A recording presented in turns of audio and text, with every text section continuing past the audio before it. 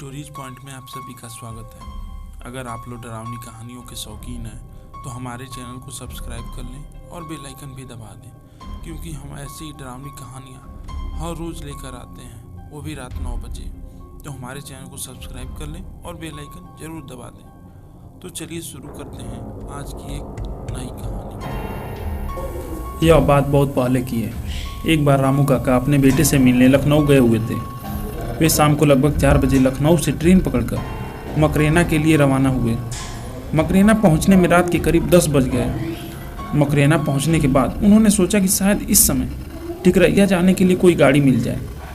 टिकरैया और मकरेना के बीच 6-7 किलोमीटर की दूरी थी और इस रूट पर एक या दो पैसेंजर गाड़ियां दौड़ा करती थी। पर मकरेना से टिकरैया होकर आगे जाने वाली रात वाली पैसेंजर निकल चुकी थी। अब रामू काका क्या करें?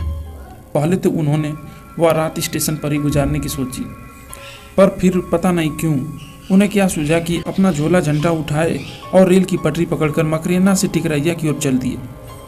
टिकरैया में स्टेशन से थोड़ी ही दूर पर उन्होंने एक झोपड़ी डाल रखी थी और उसी में चाय पकौड़ी आदि बेचा करते थे। रामू काका निडर होकर तेजी से पटरी के किनारे किनारे आगे बढ़े चले जा रहे थे।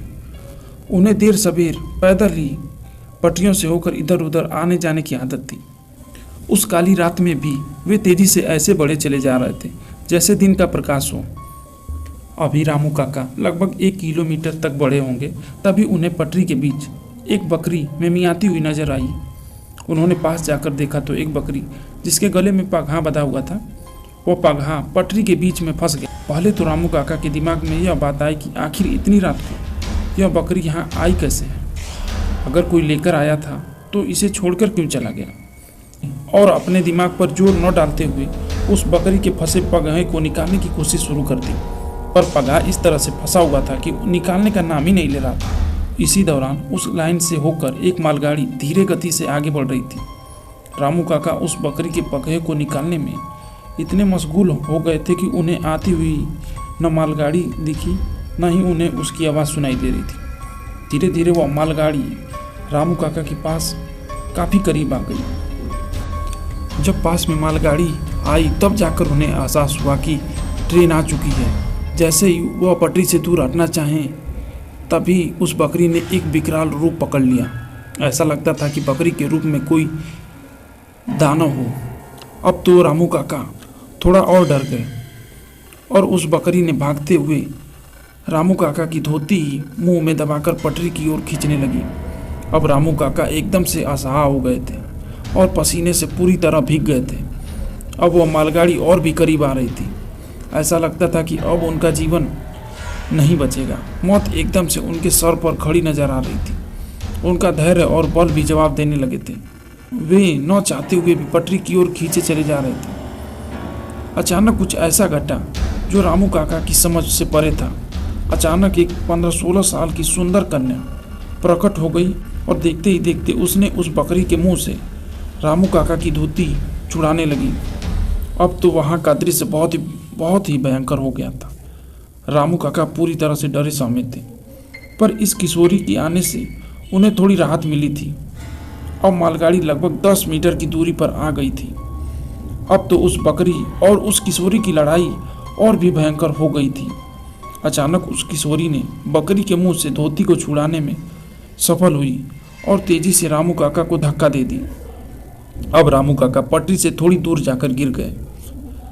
रामू काका गिरे गिरे अपने पास से मालगाड़ी को गुजरते हुए देख रहे थे और साथ ही यह भी कि पटरी पर अभी भी उस बकरी और किशोरी में भयंकर लड़ाई चल रही थी। रामू काका अचानक से एकदम से डर गए।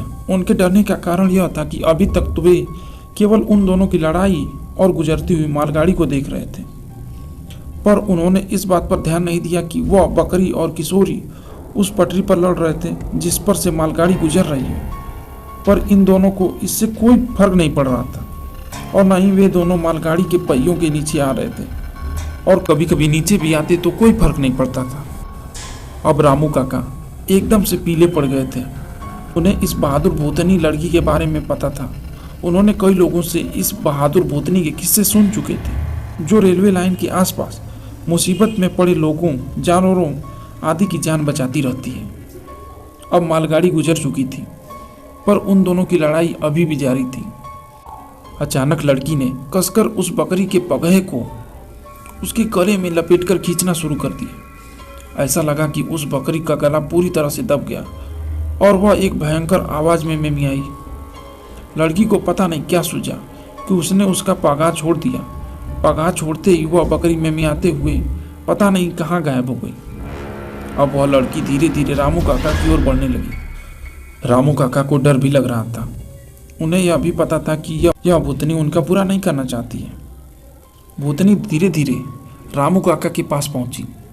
रामू काका अब उठकर बैठ गए थे। लड़की ने हाथ देकर रामू काका को उठाया और दूर पड़े उनके झोले को लाकर दी।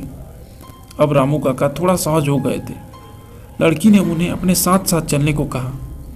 अब रामू काका उस लड़की के साथ तेज कदमों से पटरियों पर बढ़े जा रहे थे। कुछ दूर चलने के बाद अचानक रामू काका उस लड़की का हाथ छोड़ते हुए थोड़ा हकलाकर बोले, बेटी तुम कौन हो और इतनी रात को इस सुनसान जगह पर क्यों घूम रही थी?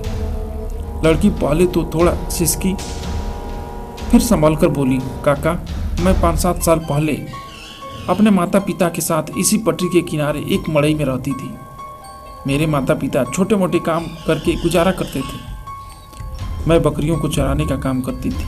अचानक एक दिन मेरी इसी बकरी जो मुझसे लड़ रही थी उसी का पैर पटरी में फंस गया। तभी एक ट्रेन भी आ गई। मैंने उसे बचाने की बहुत कोशिश की और इस कोशिश में इस बकरी के साथ मैं भी भगवान को प्यारी हो गई। इतना कहने के बाद वह किशोरी फूट फूट कर रोने लगी। अब रामू काका की हिम्मत थोड़ी और बढ़ी और उन्होंने प्रेम से उस किशोरी के सर पर अपना हाथ रखा। किशोरी थोड़ी शांत हो गई।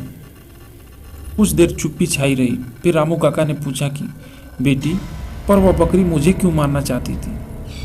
इस पर उस किशोरी ने कहा कि दरअसल उस बकरी को लगता है कि उसकी जान ड्राइवर ने ले ली थी और उसके बाद से वह हर इंसान को मारने की कोशिश करती है, जबकि मैं उसे बार बार समझाने की कोशिश करती हूँ कि उसकी मौत उस ड्राइवर की वजह से नहीं, उसी बकरी की गलती की वजह से हुई थी, पर किसी भी कीमत में वह यह मानने को तैयार नहीं है। बातों ही बातों में रामू काका उस किशोरी के साथ टिकरैया स्टेशन के पास पहुंच गए। लड़की ने कहा, काका आप चले जाइए, मैं इसके आगे नहीं आ सकती।